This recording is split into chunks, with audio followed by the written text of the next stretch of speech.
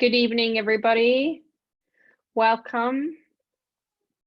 I'm sorry we're a little bit late signing in.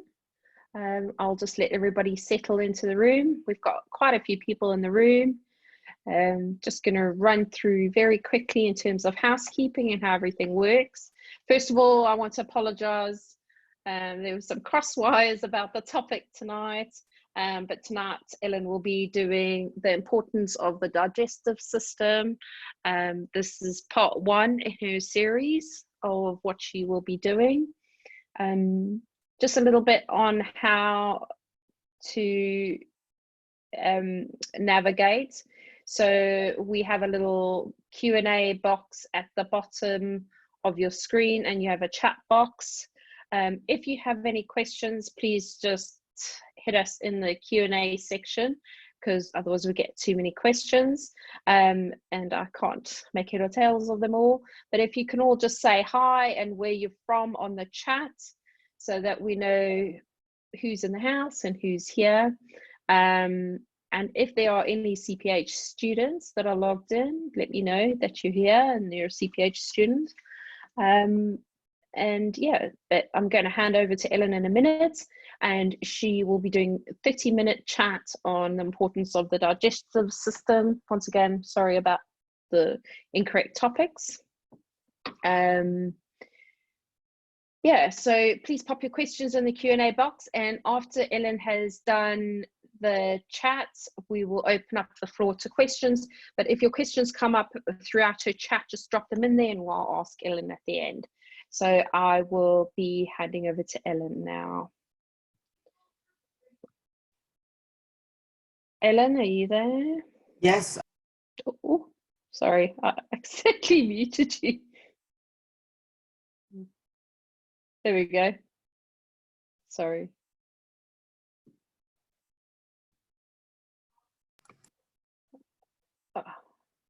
Sorry, we're having a little bit of technical difficulty. There, just try one more time, Ellen, to unmute yourself. There we go. Okay, great. Fire away, Ellen. Good evening, everyone. Greetings from Ghana. We're still here. I still have my student held hostage in Africa, so she's still here. Hello, everyone. This is Kumiko. So yes, I'm sorry we got our wires crossed. If you think you're here on the endocrine system, you're here on the importance of the digestive system. Now, actually, this system is really important for the endocrine system anyway, because if you don't understand the digestive system, you're not going to understand the endocrine system. It is the system that links everything in our body together. It is the most important system. And when this system goes wrong, it is the root cause of chronic disease. Okay, so the old adage that you are what you eat, you know, this is the wisdom of the ancestors and the elders. What you eat is really important. Now, when you're doing clinics in Ghana, you begin to understand what this really means. You can see quite clearly when we've been working out in the outreach clinics, the people who come to clinics have constitutional vitality and inner strength. They use herbs, they don't use drugs, they're not using processed foods.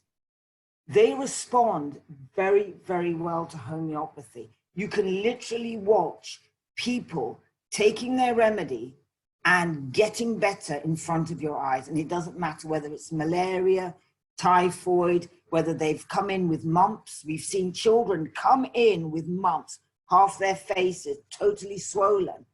And within 24 hours, all the symptoms of mumps have gone and their energy's come back.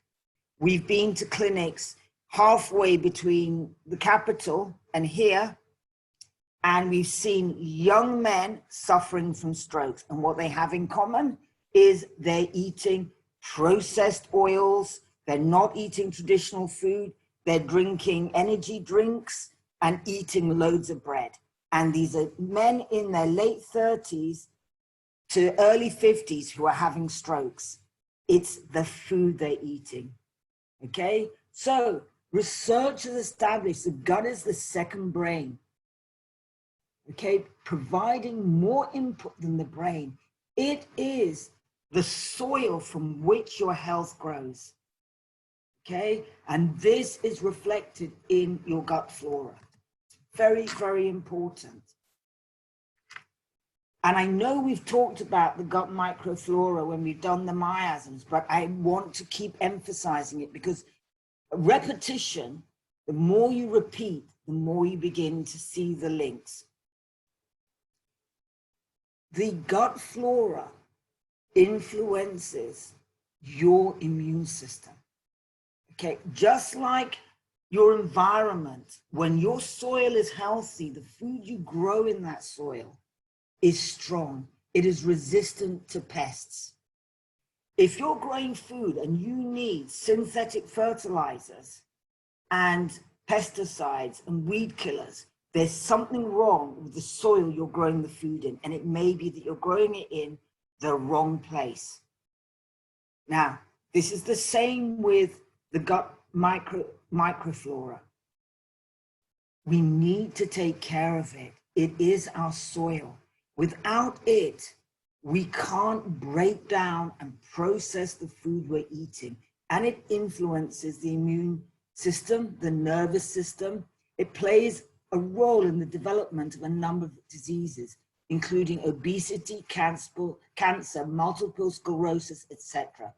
All the chronic diseases that you're seeing in the West is due to what we've been doing with the, soil we grow our food in and the microflora in our guts. We have been killing off our inner soil with all the chemical therapy and drugs that we take and the processed and chemical foods that we're taking. So when you're looking at the outreach clinics out in the villages and the rural areas, you get nearer to town, you can see the health deteriorating. And then when you get into Accra, you can see the people who've now moved into the standard Western diet are coming to us with things like cancer, diabetes, high blood pressure, okay, all the Western diseases. It's in our food. And I can't emphasize that enough. And I think when I come here, I feel so privileged to be able to see with clarity the constitutional vitality and how it deteriorates as the diet changes. So our gut flora is constantly under attack by the food we're eating, our environment, by the stress. It's a fragile ecosystem, and that is also reflected in our soil. I'm not sure where people are at, but I can tell you now that once I started taking care of my gut flora by eating fermented foods, drinking kefir, it was like something in me woke up. I began to think more clearly. I felt more grounded. And if we're looking at miasms, when we go back to the sauric miasm, when we're close to the land, we're getting the micro flora from the land. This is why children put things in their mouth. The minute they can sit up and stretch, stuff goes in their mouth. They are contacting the world through their mouth. They are preparing themselves, their biosuits for this environment. This environment requires healthy gut flora. Very important to your health. Okay, so processed foods. Okay. Now, this is what is actually destroying the human race. We don't know it. Our farming methods are preparing us for our toxic food to prepare us, but for big pharma to prepare us to die in the most expensive way possible. Slowly, but expensively.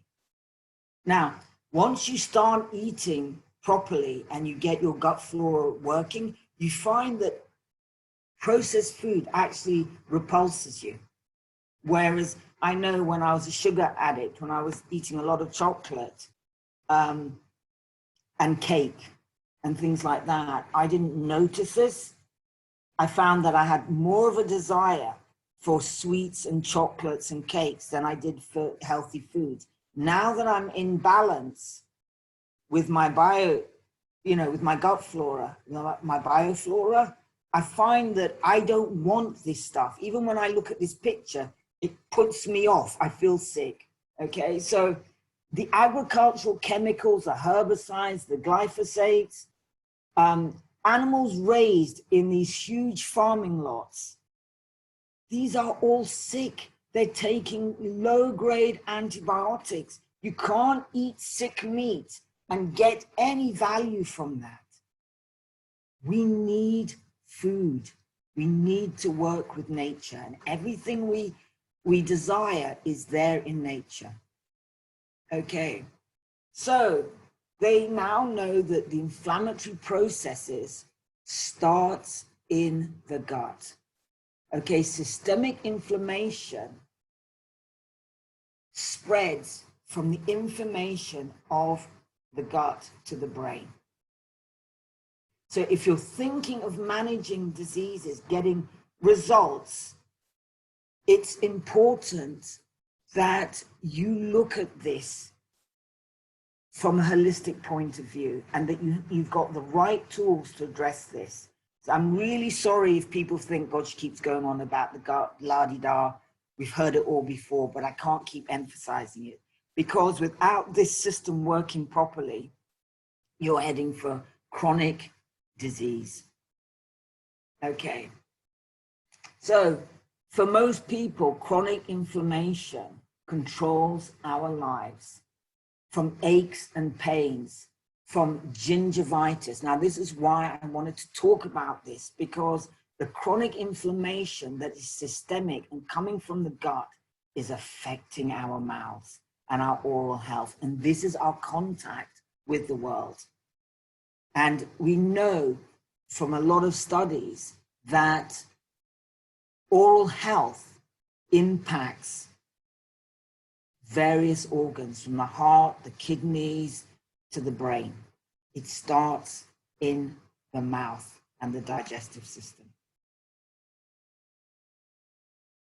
So let's look at where inflammation begins.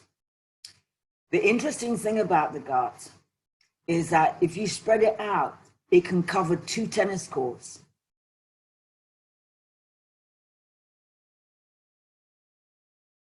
So with every single chemical change, its permeability changes.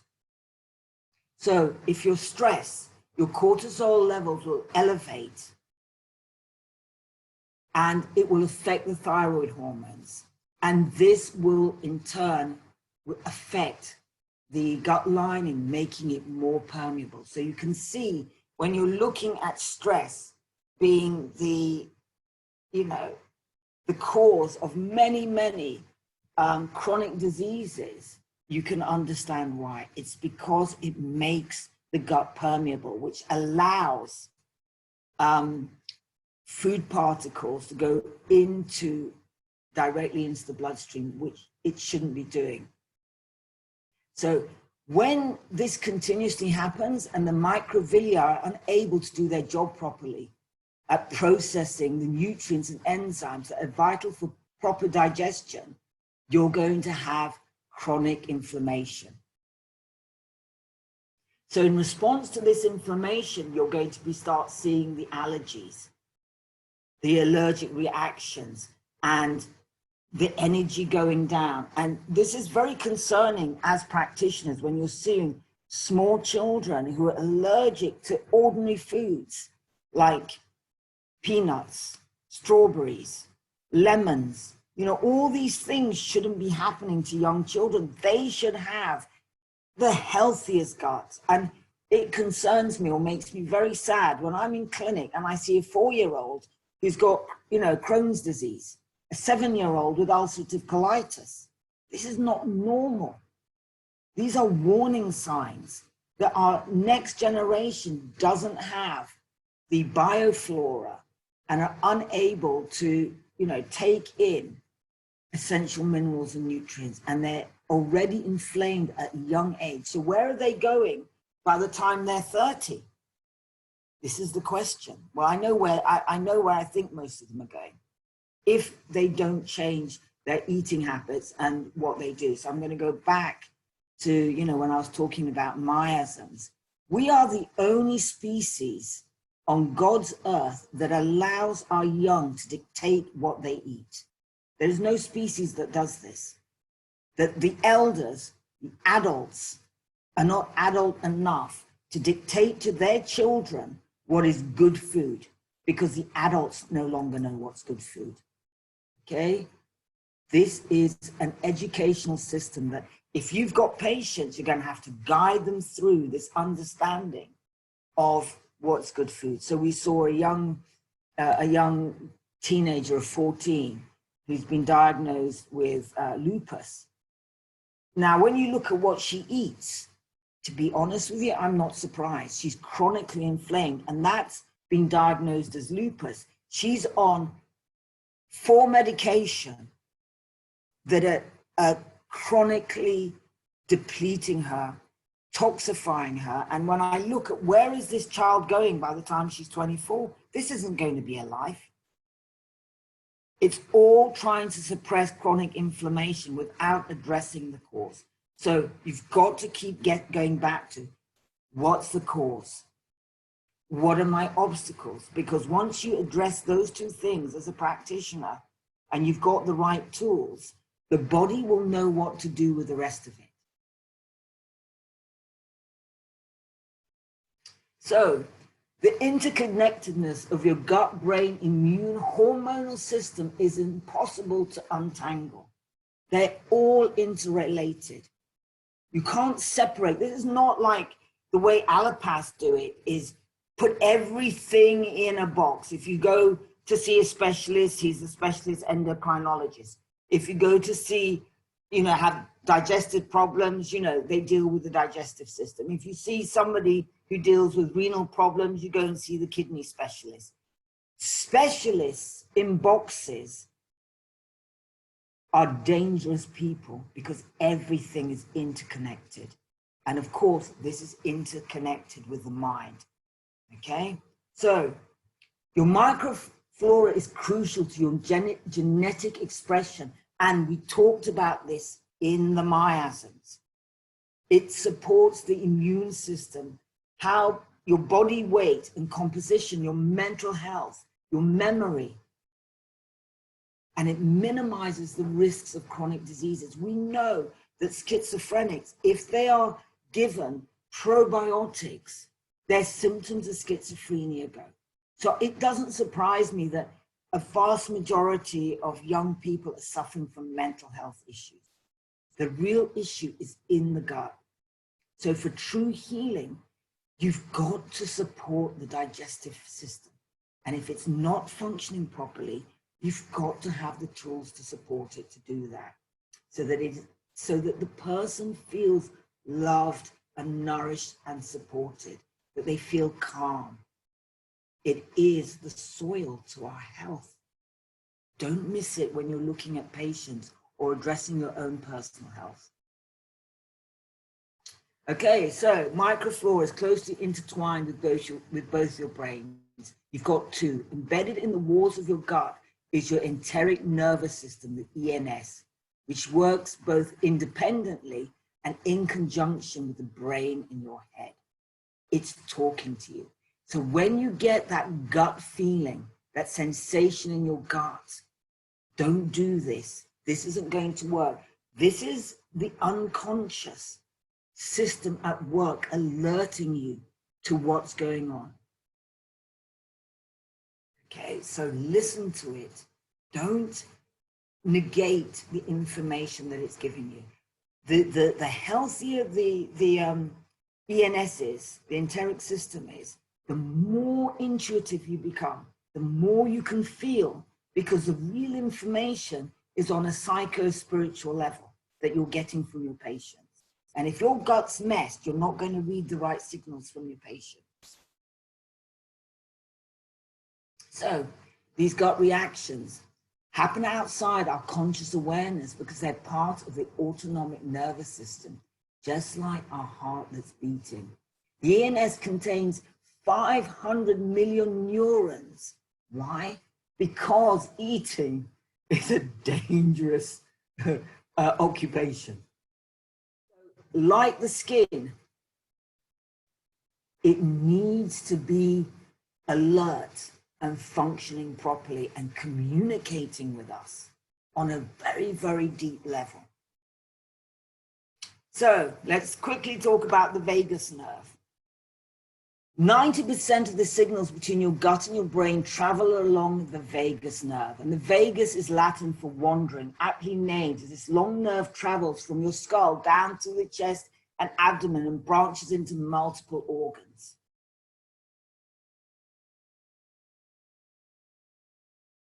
Okay, so inflammatory responses in the gut, that message is looped back to the brain and the brain responds to that message.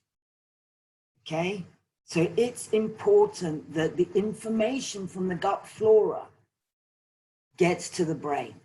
So this idea that, you know, all the serotonin is made in the brain and you need to take serotonin reuptake inhibitors, etc. Actually, the gut's producing more serotonin and giving that information to the brain.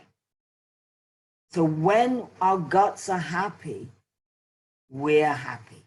Because when you're stressed, the first thing that happens for you to deal with the fight and flight response is the gut shuts down, it slows down, and you lose a lot of microflora and you lose a lot of minerals, etc., so that you can deal with the stressor. So this is important. Okay, the human body, a complex ecosystem. Everything is intertwined. It's not in separate boxes like allopathy is teaching people. Okay, and this is made by 100 trillion microbes that must be properly balanced for you to stay healthy. And these microbes, you know what? They need your love, your attention. They need the right foods to function. They are the unsung heroes of your health. And when we ignore them and don't take any notice of them, everything else in this incredible ecosystem starts going out of balance. Our connection to the soul goes. Our 5 senses become dulled. Our nervous system doesn't give us the right information, you know, and so this is translated by allopaths as multiple sclerosis or Parkinson's disease, etc., etc. Okay, you know, when we're not at ease, when the vagus nerve is not healthy and we are timid, we need to go back and look at the gallbladder. What's going on? These are all interrelated. You can't separate them. So the gastrointestinal system, together with the lungs, are the main organs after birth that provide the body with energy. The digestive system starts in the mouth and finishes in the anus. The stomach is also affected by voluntary muscles in the lips and produces saliva. So actually, the taste, our sense of taste, comes actually from the stomach, and that needs to be healthy. It's warning us, it helps us. So, Chinese medicine, okay, the gastrointestinal system is linked to the function of the spleen, and spleen energy, together with the stomach, is responsible for the transformation and transportation of food into energy.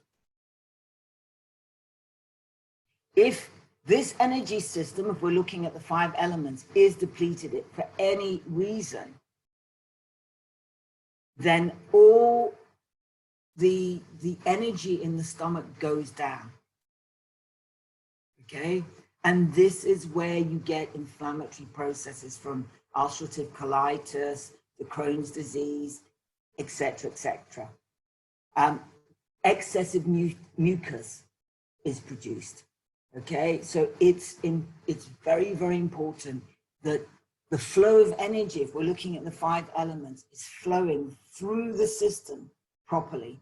And you, as a practitioner, you've got to look at the cause. Because when somebody comes with their symptoms, that's the effect. You're not trying to cure the effect, because if you don't cure the cause, the effect is going to keep coming back. It will not go, because the body's communicating with you.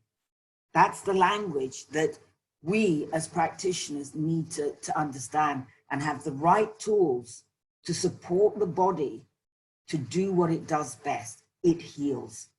Nothing outside the body can heal it. The body's the healer. Okay? So I can't emphasize that enough. Now, the digestive system is governed by the liver. Okay? It allows the free-flowing energy. Any obstruction here is going to affect the digestive system and how everything works in the body. So you can see how negative emotions like anger that are suppressed can affect the digestive system, leading in the long run, i.e. if there's a trauma that's not processed, there's a lot of anger on it, this can take the patient right down to cancer. Can take you into cancer. So this system of the liver and understanding its connectedness to the digestive system is important. Okay, so why am I starting with the mouth? Because this is where we first take in substances. It needs to be healthy. From an energetic perspective, it's the gateway for food, water, and nourishment, and our reality to our inner being. This is where children taste the earth after their birth. When they start putting things into their mouth, their hands in their mouth, they're connecting to the earth's bioflora. They're strengthening their biosuits. Okay, it's so important. Okay, it's also the exit point for our feelings. So it's here through our mouth that we express who we are, through our voice and our lips. So any disorders in the mouth can therefore be symptoms of either resistance to what we're taking in and its effect on us, or conflict with expression and ability to say what we mean, how we speak our truth. Now, you can do a little experiment, because I've really noticed this. If I eat foods that are acidifying, like bread, within about 15 minutes, the whole of my mouth tastes sour. If I eat alkalizing foods, greens, one of the power salads that we eat here, full of greens and herbs, I notice within 20 minutes, my mouth feels very, very alkaline. This is important. So if our children's teeth are rotting in their mouths, it's what they're eating. And that's a sign for us to change what our children are eating and what we're eating. So the mouth and the stomach, okay, the time modality is between 7 and 9 a.m. in the morning. So oral health, I'm going to begin here. This is a massive topic, and we could do a complete webinar just on oral health. So I'm just going to go through this quickly with you because we don't have a lot of time to go into detail about it. But I feel the importance is emphasizing the relationship between the gut flora and the mouth. Okay, so this is not, oral health is not just about, you know, a good smile.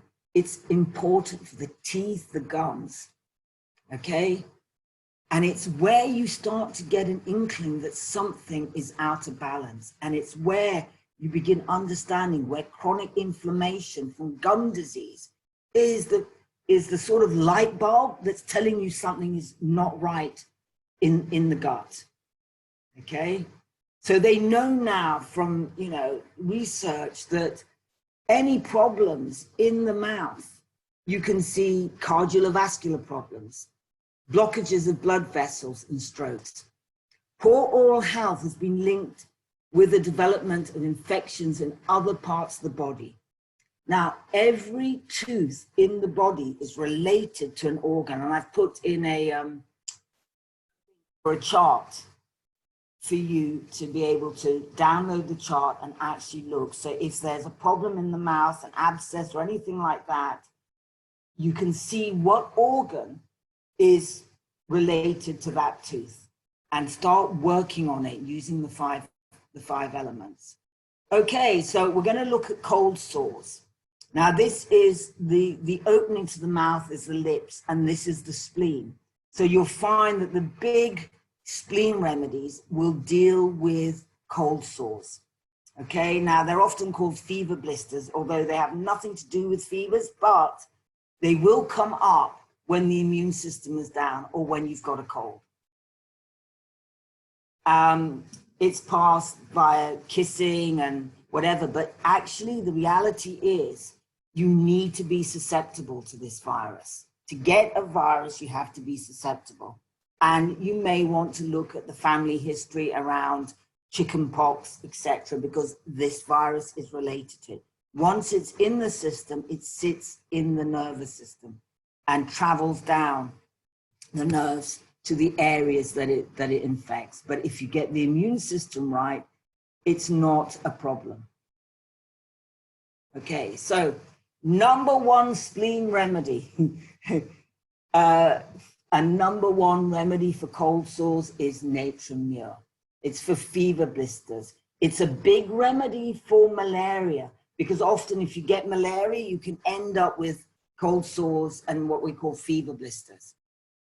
Okay, which smart and burn, eruptions around the mouth, lips and corners of the mouth are dry, ulcerated, and cracked. Now, one of the deep things that you'll see with this is that the middle lower lip is cracked, or they'll get a crack at the corner of the mouth that doesn't seem to heal. And you'll see this as people's immune systems begin collapsing. And this is very, very interrelated with natron mur. Why? Let's go and look at salt. When we're stressed and the adrenals don't have enough magnesium, guess what? The kidneys will start losing sodium and potassium. So you start becoming more and more acid. Salt is really important. The right salt, sea salt, Himalayan crystal salt, rock salt, but not man-made sodium chloride. This is toxic to the body. You need the right salt, and most people are walking around salt deficient. So they're susceptible, their immune systems are lowered. The adrenals govern the immune system. Okay, this is an important mineral for the immune system, along with magnesium. Okay, roost tox. Again, this is an amazing remedy for any fever blisters, any form of vesicle sores around the mouth. One of the things that you'll recognize, I mean, this is a good remedy for, slap cheek, but you'll see that the tongue is red and cracked, except a little triangle at the tip of the tongue. Then you know you're looking at roost tox. It's dry and red at the edges. Okay, so get people to stick their mouth out, and if there's that triangle, you know you're looking at roost tox. So moving into mouth ulcers. Now, as soon as I see mouth ulcers, I know that I'm looking at magnesium depletion. They're very uncomfortable, okay? But the root cause of this goes back to a lack of adequate magnesium. And that's a big sign for why people continuously get mouth ulcers. And if they're stressed, and usually you'll find if you're asking patients, the mouth ulcers appear after a stressful situation. Okay, so it's time to support them to, to heal that with getting the right nutrients in. So I've given you some big remedies here like hepasulf, sulfuric acid, mercury. These are some of the remedies. Arsenicum alb. This is good for bluish ulcers with blisters in the mouth and on the tongue, inflammation in the cheeks and gums with fever, a lot of restlessness. Now, why is arsenicum here? Because arsenicum is interrelated to the adrenals, okay? It's one of the remedies that I use when people are suffering from adrenal exhaustion. You will see this coming up again and again when patients have been taking steroids, which deplete the body of all known nutrients and kills all the bioflora. So arsenicum is a very big remedy with all its anxieties that go with the adrenals that are crashing. Okay, Baptisia, I put this in because this remedy comes in when you've got ulceration in the glands and there's a lot of saliva, but the tongue is cracked and ulcerated. So the whole tongue can be quite ulcerated. And this can happen after acute illnesses or before an acute illnesses. It's a very, very good remedy, similar to Gethsemane, because people will feel extremely weak. Hepasulf, amazing remedy for mouth ulcers. Now, these ulcers appear in the palate and they can eat away at the ulva and destroy the soft palate. It's an important remedy. Number one for abscesses under the tooth. There's a horrible smell like spoiled cheese that comes from the breath. And then, of course, you've got Merksol, ulcerative inflammation. Now, why are these two remedies, arsenicum and mercury, here in ulcers? Because when you have heavy metal poisoning, it takes magnesium and essential minerals out of the body, and you're left with this acid ulceration. That's why Merksol is there, arsenicum is there, and arsenicum is particularly related to the proper functioning of the adrenals. So it reflects the adrenal dysfunction. Why? Because arsenic poisoning is taking all the minerals out of the system. Okay, I put phosphorus here. So this is ulcerative inflammation with bleeding from the gums, white or yellow lines on the gums, general emaciation. So they lose weight. And a lot of inflammation and inflammation in the mouth. They lose their vitality when this is out of sync. Now, since I've been using the bioresonance machine, I've noticed that when people are going into chronic ill health, they're low in phosphorus. Okay, I've made some suggestions on home remedies for you that people can use. I haven't talked about gum diseases and disorders, which all come from the gut and those inflammatory places, but I'd need a much longer session with you guys to talk about it. But let me talk about some of the things that really help the mouth, help mouth ulcers. Coconut oil, it's anti-inflammatory. It's great for mouth ulcers. Okay, it actually takes down the inflammation and it will reduce the swelling in the mouth. What you can do is take a teaspoon of coconut oil and you can do oil pulling. Oil pulling is fantastic for gum disease, but you can swish it around your mouth and that helps take the inflammation and the pain down from the ulcers. I want to talk to you about moringa oil. Moringa oil is an amazing oil. It's what I use to brush my teeth with. I don't use toothpaste. I use moringa oil. I, dip it with charcoal, coconut charcoal, sometimes with bicarbonate of soda, and I brush my teeth. I sometimes mix that with castor oil and neem oil. What these oils do is that they actually help the beneficial bacteria in the mouth to flourish, where they take the acidity down and stop the pathogenic flora from flourishing. Now, when you take toothpaste, when you're using toothpaste in your mouth, it's an antibiotic and it kills all the flora in the mouth, especially the good flora, because they're chemicals. And that good flora is what you need to keep the pathogenic flora that builds plaque along the lines, under the gum. It keeps that under control. Now, when you're using oils like moringa oil, which is very, very nutritive, it's an antifungal. It's great for infections and wounds.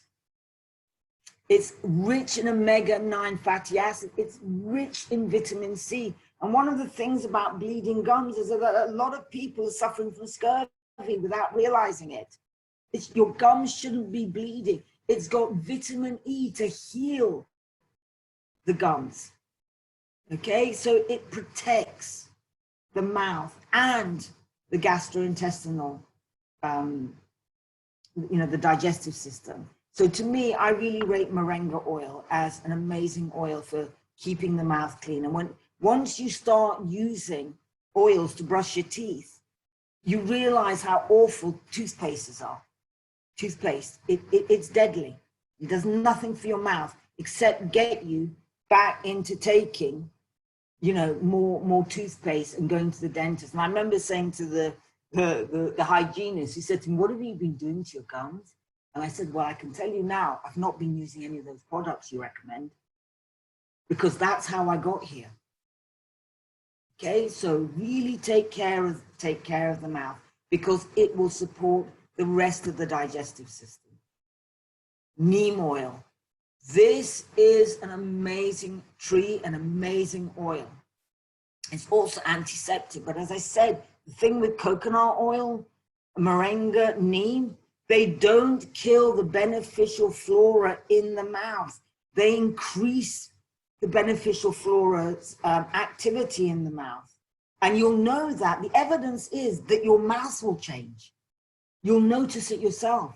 You won't have that grimy feeling when you rub your tongue across your teeth, which shows that the plaque, the bacteria that produce plaque, are having a great time because you've just been feeding it and you've been killing its enemy, the beneficial flora. These oils don't do that. Okay, so some of the big herbs for the mouth, which herbalists use, and one of them is sanguinaria, bloodroot. Okay, and taking a few drops, rinsing your mouth out with it. Along the other one that I like is oregano oil, and you can buy oregano oil mouthwashes, is that they do support oral health. Okay, licorice. Now this is an amazing herb for the digestive system. It is the #1 herb for acid reflux. But when it comes to the mouth, rinsing your mouth out with some licorice tincture, a few drops in water, rinsing the mouth out, does wonders for the mouth. It freshens the breath. It helps to take down the pathogenic bacteria. Now, why is licorice so important? Because licorice nourishes the adrenal glands. It calms the adrenal glands down so that you're able to start healing and being, grounded in what you're doing, okay? It's an anti-inflammatory. So all these herbs are all anti-inflammatory. So vitamins and minerals. You need vitamin C, vitamin A.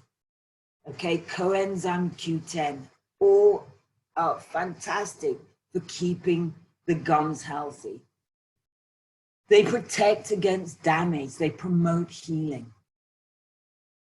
Okay, the minerals you want to make sure that you've got are things like magnesium, iron, the B vitamins, vitamin D. Okay, so, you know, you want to keep calcium and magnesium balanced. And when you do this with the right vitamins and minerals, because you're getting them out of your food, the gums and teeth are healthy. Well, thank you very much. I think I've come to the end of my session.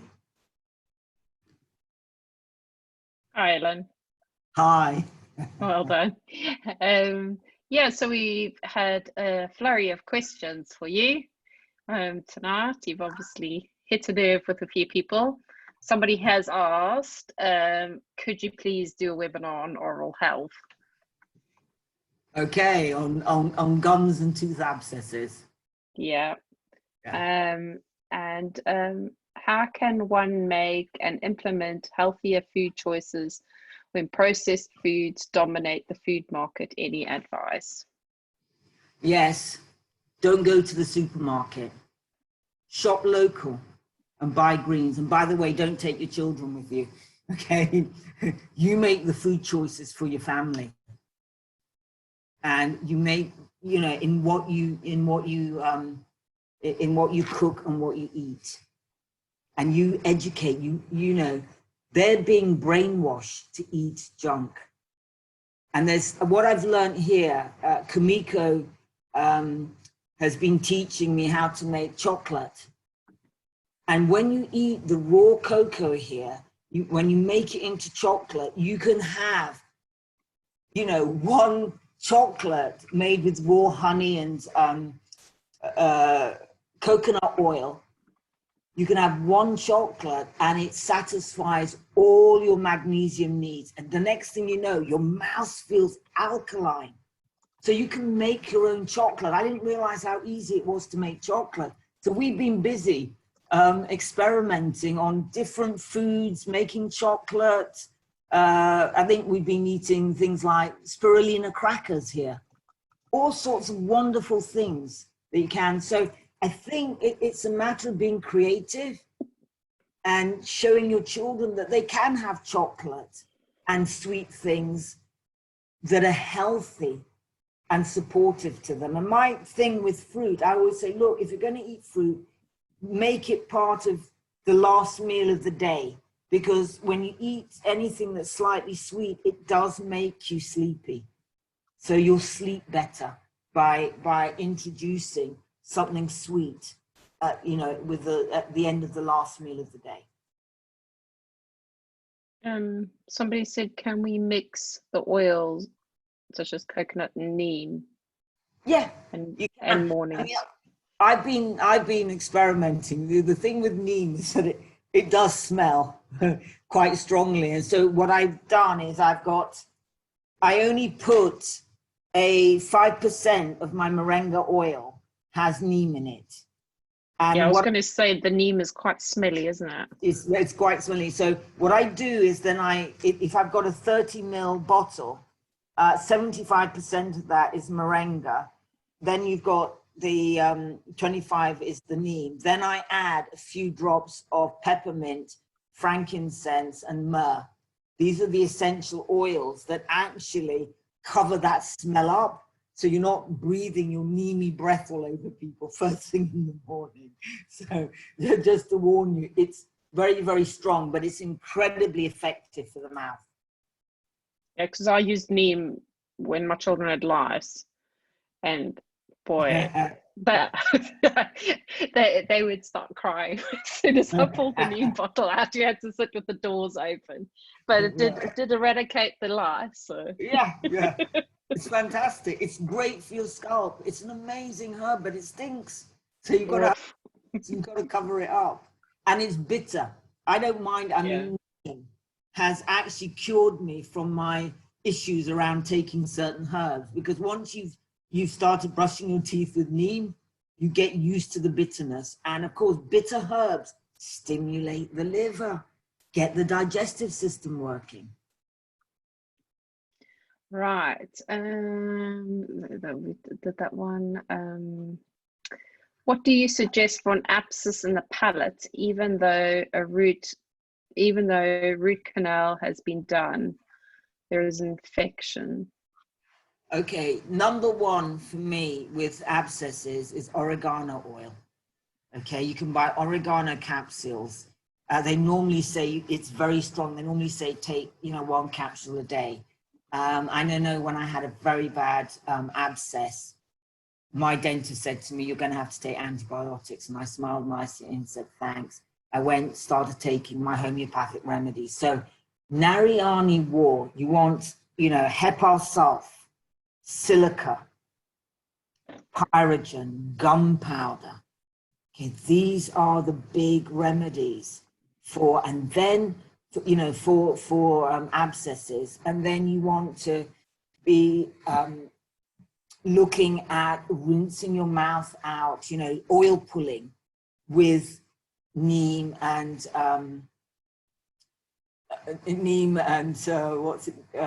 moringa oil.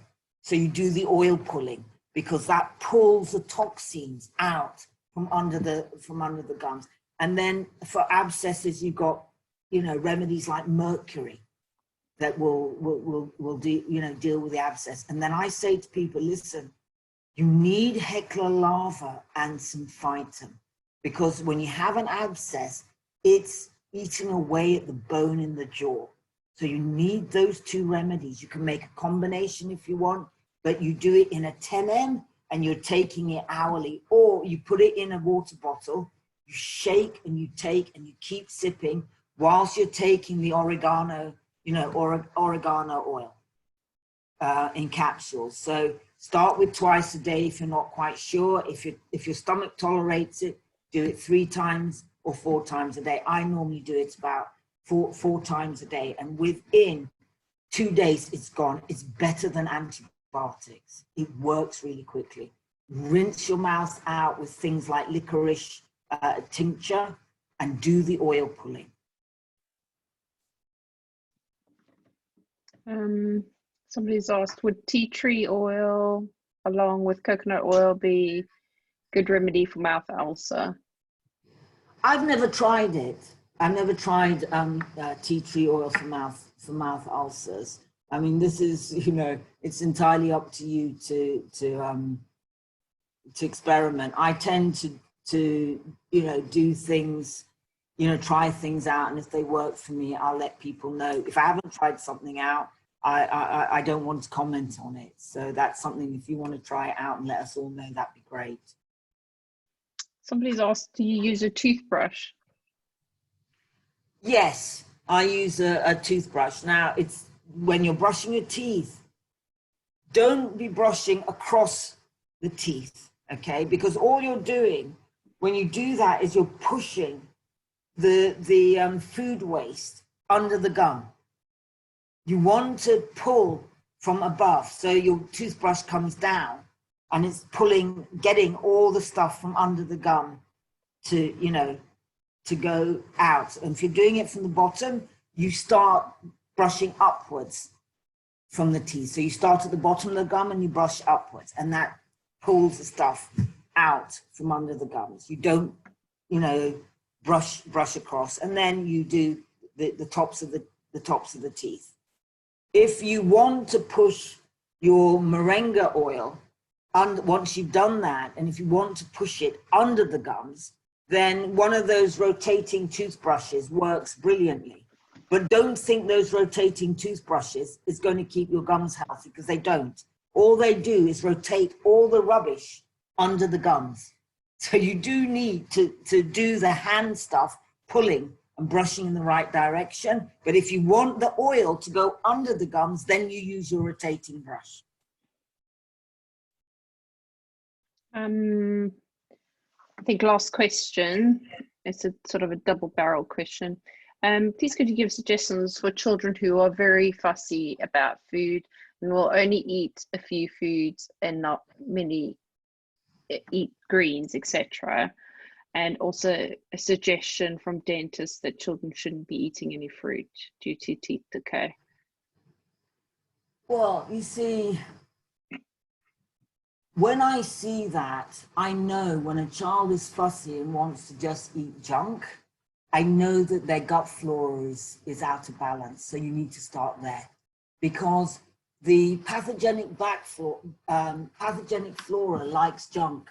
So your child has been hijacked by the pathogens, and they want that child to feed it what they want to flourish.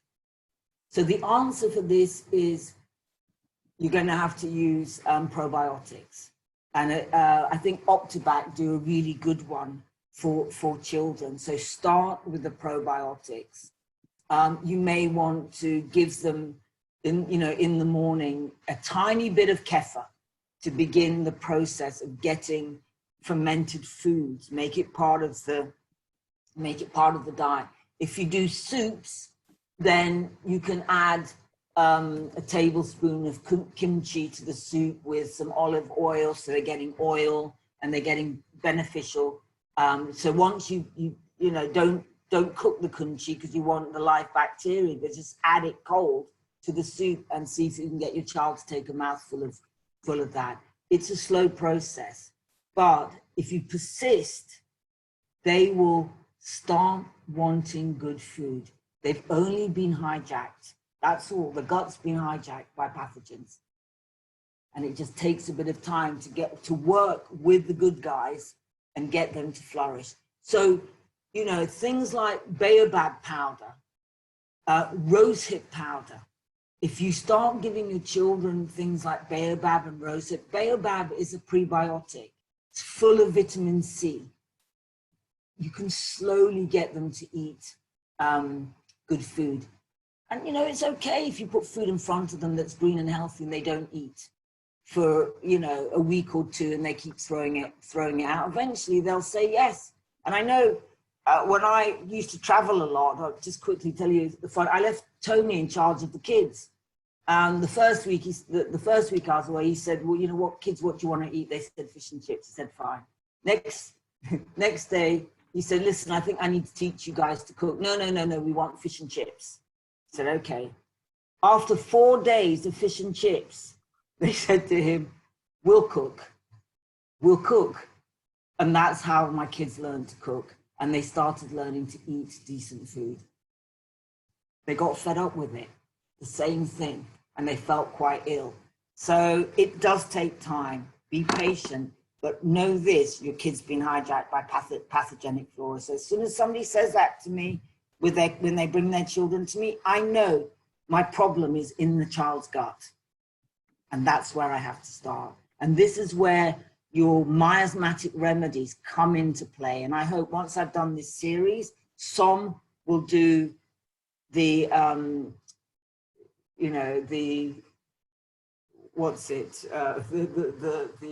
remedies, the bowel nosos, because they are part of how you get children to start eating properly, like Gertner as a remedy.